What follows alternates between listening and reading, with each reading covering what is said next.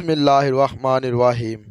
آج ہم ذکر کریں گے حضرت اماں حوا علیہ السلام کی پیدائش کا واقعہ۔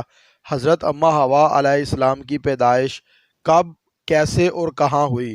حضرت آدم علیہ السلام کے جنت میں داخل ہونے سے پہلے، کیونکہ اللہ تعالیٰ نے فرمایا کہ اے آدم، تو اور تیری بیوی جنت میں ٹھہرو اور کھاؤ۔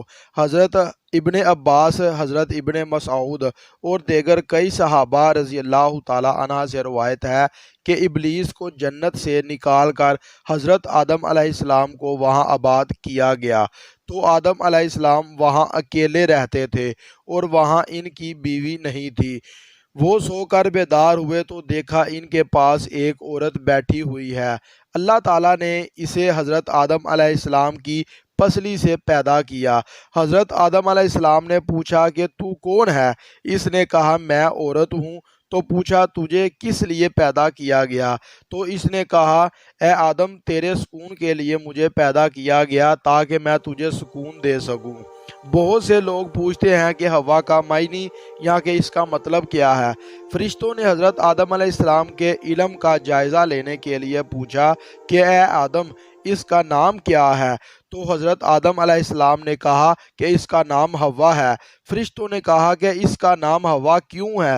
تو آدم علیہ السلام نے کہا کہ اس کو حوا اس لیے کہتے ہیں کہ اسے زندہ سے پیدا کیا گیا ہے، یعنی کہ یہ زندہ سے پیدا ہوئی ہیں۔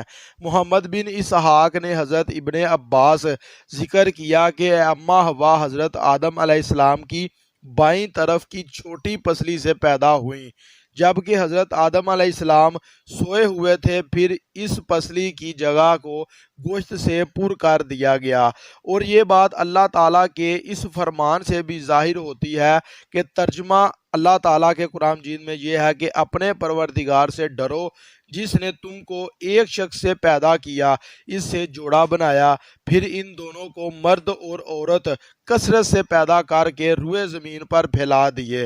حضرت ابو ہریرہ رضی اللہ تعالیٰ عنہ سے روایت ہے کہ نبی کریم صلی اللہ علیہ وآلہ وسلم نے فرمایا کہ عورتوں کے متعلق اچھی وصیت ضرور کرو، کیونکہ عورت پسلی سے پیدا ہوئی ہے، کیونکہ پسلی کے سب سے ٹیڑھے والا حصہ اوپر کی طرف ہوتا ہے۔